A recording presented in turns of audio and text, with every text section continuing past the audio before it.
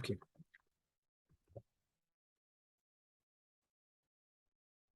Je n'enregistre pas. Vas-y, j'enregistre. Top. Rabotai. On va commencer, donc, comme je le disais, avec un point sur la Haftara. Je voudrais simplement évoquer au sujet de la Haftara. Eh bien, d'abord, la Haftara est tirée du prophète Ishayahu. Et dans cette Haftara, on dit quelques éléments qui ont paru intéressants et importants à se rappeler. On évoque, eh bien, la femme stérile, on l'invoque à se réjouir. Alors, on peut se poser la question, mais pourquoi est-ce qu'elle devrait se réjouir alors qu'elle est stérile? Et d'autant plus improbable, puisqu'on nous dit que d'un côté, elle est stérile alors que ses enfants sont présents. Ils ne sont pas là, mais sont présents. Donc, elle n'est pas vraiment stérile. Mais elle a un sentiment de stérilité. Et ça, on l'a souvent évoqué quand on a fait ensemble les lamentations de Jérémie, avec cette idée, effectivement, eh bien, de Jérusalem, qui est comme une veuve, qui est comme une fille de joie que Dieu préserve, et justement, d'abord et avant tout, parce que ses enfants ne sont pas sur elle. Maintenant, je vous soumets les versets parce que je voudrais m'arrêter sur un verset en particulier. Rabim bene shomema, mi bene beula. Sont nombreux ceux qui sont vides, plus que ceux qui ont été enfantés. Quand on regarde l'histoire, on a l'impression réellement, c'est intéressant que ce soit la parashat Noach, et que pourtant on met en évidence eh bien, le sens ultime, optimal de la création par le biais de la nation hébraïque. Seulement, le monde entier, encore une fois, vit dans l'abondance, vit dans la quiété, vit dans la sérénité, et on voit Israël pendant 2000 ans, j'aurais envie de dire, dans une situation absolument terrible. Et donc, naturellement, Israël pourrait se trouver désœuvré, pourrait se trouver désespéré de cette réalité. Au contraire, Akash Baruch Hu l'exhorte, Archivim akomo alech, étant ta tante, mais elle est stérile. Réjouis-toi, pousse un cri de joie, d'allégresse, parce qu'en dépit de ce que tu vois extérieurement,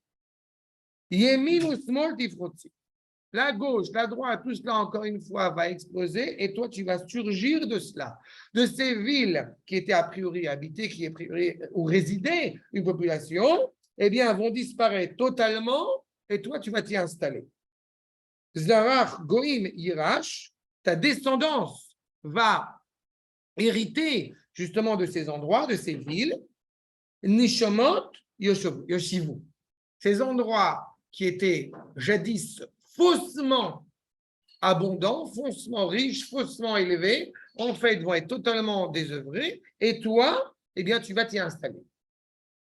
Maintenant, et encore une fois, vu comme cela, combien de fois on entend ces propos de dire mais tu ne te rends pas compte de tenir des propos pareils, eh bien, ça va être la guerre contre le monde entier. La vraie question qui est posée, c'est est-ce qu'on est conscient de l'Haftara qu'on va lire ce Shabbat? Akash Baruch s'exprime à nous, on nous dit non, on ne craint rien. Al-Tiri, qui l'ont évoché. Tu n'auras pas honte, vélo calmi, et tu n'auras pas peur, etc., etc. Malgré la honte du passé, malgré ce sentiment de stérilité, malgré ce sentiment d'éloignement dans le passé, je vais, eh bien, te libérer. Je vais te sauver. Vegaler kedosh Israël, Elohei kol haaretz ikaret. La terre entière sera, encore une fois, reconnaissante à l'égard d'Israël. Seulement, quand on voit notre histoire, on se rend bien compte qu'on a passé des moments très douloureux. Qu'est-ce que ces moments très douloureux dans l'Haftara? Un instant. D'accord? C'est plus facile à dire qu'à penser. Mais dans le prisme de l'éternité du Créateur, de l'infini du Créateur, qu'est-ce que c'est que 2000 ans? Nous avons un verset dans les Tehillim, n'est-ce pas, qui est bien connu, sur le fait que Elev Shanim, Be'enecha Keyom Etmol. 1000 ans sont pour toi comme un jour qui vient de s'écouler. Bien avant, on savait. D'accord? C'est ça. Donc, Berega Katan, Azaftir, un instant, j'ai détourné la tête, je t'ai abandonné. Uberachamim, Gedolim et Kametser. Et avec une grande miséricorde, eh bien, je vais te ramener. Comprenez, et encore une fois, au risque de me répéter, mais ce n'est pas grave, avec une grande miséricorde, je te ramène à la maison.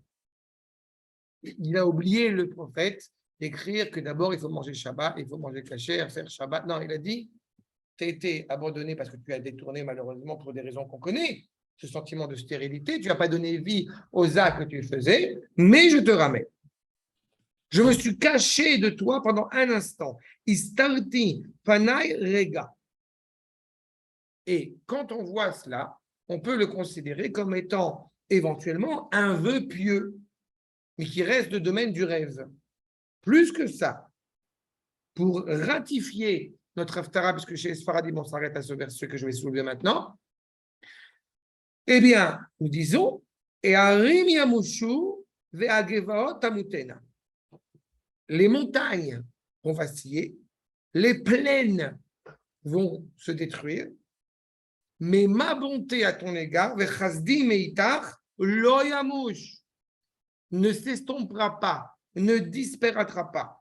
Lo yamush, ou brit shlomi, l'alliance avec ma perfection, moi, Akashvoro, lo tamut amar merachemech Hashem, parce que Akashvoro est profondément miséricordieux à ton égard. Pourquoi utiliser cette image? Alors, naturellement, on pourrait se dire, pourquoi utiliser cette image des montagnes et des plaines comme des réalités que tout vacille, pas le monde fout le camp, mais malgré tout, eh ben, nous, on a cette assurance-là, cette certitude-là. Dans le prophète Jérémie que je vous dis à l'oral, eh bien, le prophète dit, dans la même optique, que pour que Akash Baruch Hu, et on le voit ici dans Moshe Rabbeinu la parole d'Azinu, pour que Akash Baruch Hu, entre guillemets, abandonne Israël, il faut qu'il n'y ait plus ni cieux ni terre.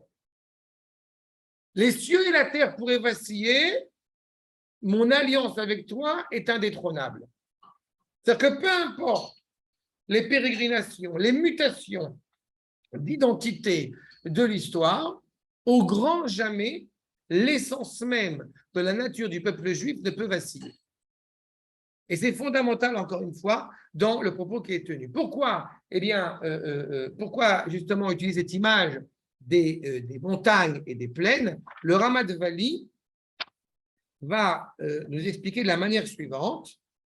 Achitsonim em amartiim, veyesh mehem de chorin venugvin. On parle de ceux qui vont encourager à fauter, qui sont influenceurs, traduction de la Kabbalah masculin, ou nugvin, ou influencés, féminin. Dans les deux cas de figure, eh bien, sont appelés donc ces montagnes et ces plaines, et qui vont s'annuler de toute façon. Pourquoi? Parce que nous avons l'assurance, comme dit David Ameller, que Itamu, à la fin des temps, Itamu chataim minaretz. Les fautes vont s'annuler totalement de la terre. Rechaim od einam, les mécréants n'ont plus lieu d'être. Od einam, ve od makom el achesed listalek. Il n'y a plus de place pour ceux qui ne seraient pas naturellement animés par la bonté. Comprenez que quand on parle effectivement de ces montagnes et de ces plaines, et donc ces éléments féminins ou masculins, influenceurs ou influencés, c'est toutes les pérégrinations de l'histoire qu'on peut traverser de l'intérieur ou de l'extérieur. Vous avez à l'intérieur, ce que j'ai coutume d'appeler, les post-sionistes, ou ceux qui veulent se rattacher à une histoire d'antan et qui ne comprennent pas que la maturité du peuple juif, en dépit de tout, elle avance. L'identité d'Israël actuelle n'est pas l'identité d'Israël depuis 2000 ans. Celui qui veut se rattacher absolument à l'identité d'Israël telle qu'elle était quand on était au Maroc, on était tellement heureux, ou en Algérie, l'Algérie française, ça, évidemment, sont en décalage. Ce n'est pas eux qui vont disparaître, mais ces idées-là, naturellement, vont disparaître. Ça, c'est de l'intérieur. De l'extérieur, vous avez la même optique. Mais vous n'êtes pas le peuple juif descendant de Abraham, Yitzhak et Yaakov. C'est fini tout ça. Vous allez disparaître, nous, on va continuer. Quel est le lien étroit avec la parashat Noach? Parce que c'est quand même ça qui nous interpelle dans cette Haftara.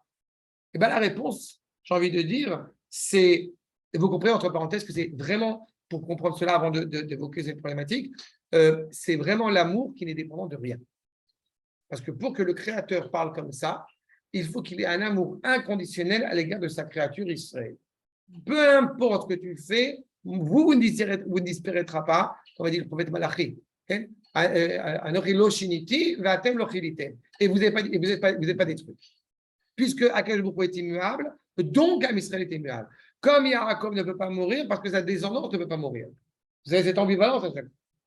Maintenant, quel rapport avec Noach de manière obligatoire? Il y a deux éléments qu'on peut rappeler en 2 secondes. Le premier, c'est qu'effectivement, quand Noach, je vous rappelle, rentre dans l'arche, il a déjà mis en place des pousses, n'est-ce pas, pour le moment où il va ressortir de l'arche.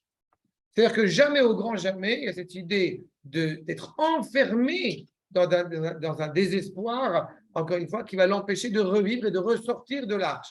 Comme j'ai malheureusement à le rappeler, c'est Elohim, la vertu de justice, qui a dit à Noach de rentrer dans l'arche, et c'est le même Elohim, la vertu de justice, qui dit à Noach de sortir de l'arche. C'est-à-dire que naturellement, Noach aurait pu avoir envie de ne pas sortir de l'arche. Une fois que le monde, n'est-ce pas, eh bien, a disparu, un seul être vous manque et le monde est dépeuplé, alors d'autant plus quand le monde entier, eh bien, n'est plus là.